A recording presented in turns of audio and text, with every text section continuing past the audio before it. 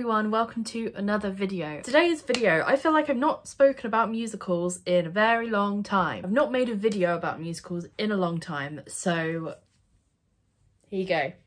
Here is a video about musicals. Today, I'm going to be highlighting that song from different musicals. What I mean by that song is that it's a song that will adhere to one, two, or three of these guidelines.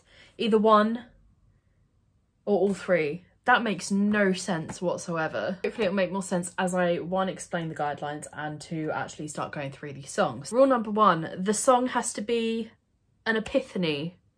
The song has to be an epiphany or a dream type song. Number two, the song has to be set in a different place to the rest of the story. Number three, that song just has no reason for being in that musical. Not that it's not a good song, it just has no, meaning or it doesn't necessarily add any value to the entire musical. So I hope you get what I mean. Each of the songs that I've picked out either have one of those things in common or more, or all of those things in common. So I'm gonna hope that makes sense. It'll make a lot more sense as I start going through it. Musical 1, Hamilton. My song choice for this, there's actually 3 of these, and it's every single part in which George III sings his songs. All of George III's songs, that's my pick from Hamilton as being that song. The song that doesn't necessarily have to be there, but is. And you're kind of grateful for it, but there are so many reasons why it doesn't need to be there. Don't get me wrong, I absolutely adore the character of King George. He's hilarious. He's quite a comic relief, especially in the second act. So don't get me wrong, I do love, those songs, but they're kind of based in a different space than the rest of the musical. He doesn't really have any influence on the rest of the musical, even though he's mentioned. His character isn't necessarily important to the running of the musical, if that makes sense. Basically, if you took his songs out, there probably wouldn't be, you wouldn't miss them, basically, or you wouldn't know that there should be a song where his songs would be, if that makes sense. All that aside, I adore the songs. It's not as if I don't like the songs, but collectively it's definitely that song in that musical. Musical 2, Singing in the Rain. The song from this that I've chosen is Broadway Melody. I'm going to use the film Singing in the Rain as the example for this example, if that makes any sense. Broadway Melody takes up the entire, an entire 10-minute chunk of that film. And it's basically the main character trying to pitch to his film producer that this song should be part of the film that they're making. 10 minutes of that film is taken up by this song. The first bit makes sense because it's actually a musically song, it's an actual song. But then it goes into the ballet section, which you really question why it's there. It's great, don't get me wrong, the choreography is beautiful, the dance is beautiful, the song is great. But again, if you took it out of the musical, you wouldn't notice that it was gone.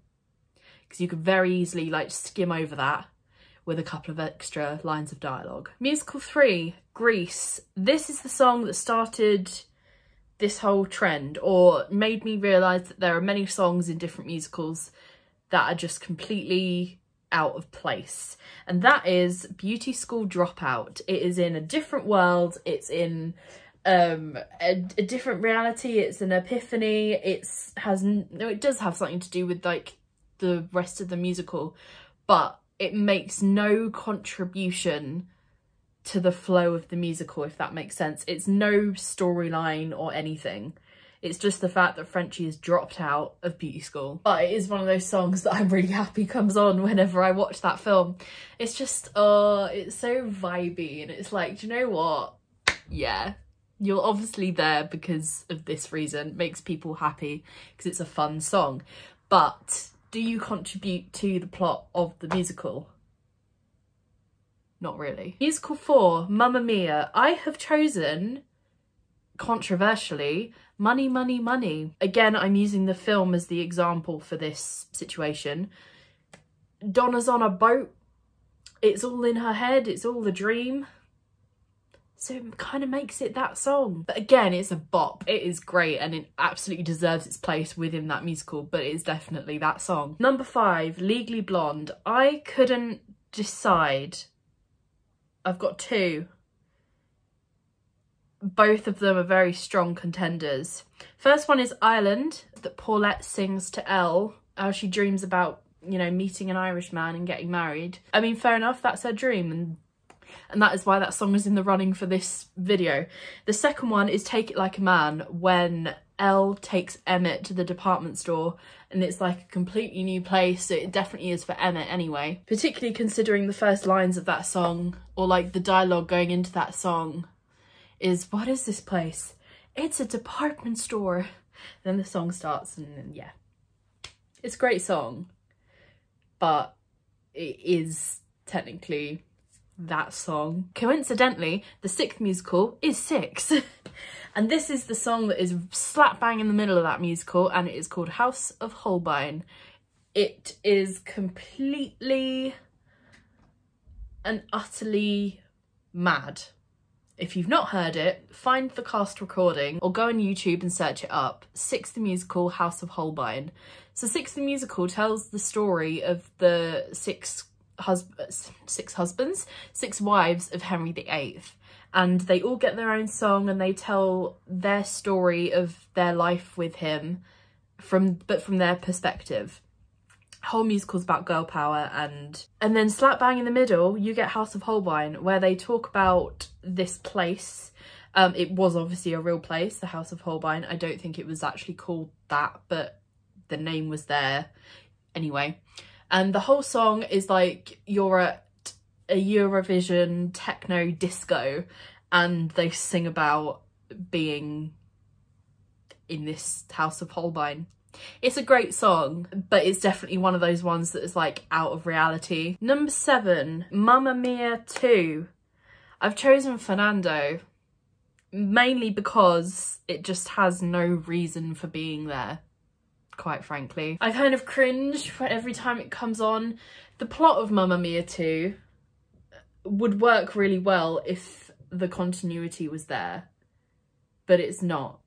They even get the order in which Donna meets the 3 guys wrong. Whenever I watch it, I'm kind of just there for the music and like the good vibes.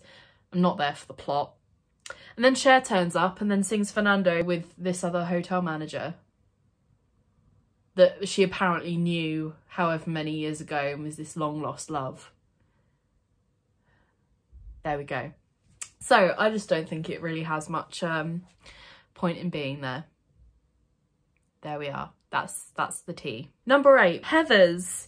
Okay, Lifeboat, which Heather McNamara sings. She sings it whilst she's on television to Ohio, I think, national Ohio television.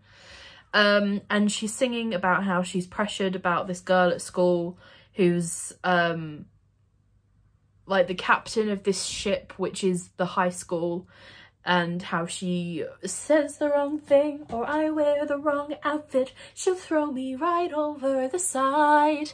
And it's kind of like a different place / an epiphany because she'd never dared to speak up before. So that's why I think Lifeboat is that song from Heathers. Guys, thank you so much for watching. I've really enjoyed picking out the different songs and stuff and going through different musicals and things. Really enjoyed it. I will see you on Wednesday. Will I see you on Wednesday? Yes, I should do, if I get a vlog edited in time, which I should. There's no reason why I shouldn't. I will get a vlog to you on Wednesday.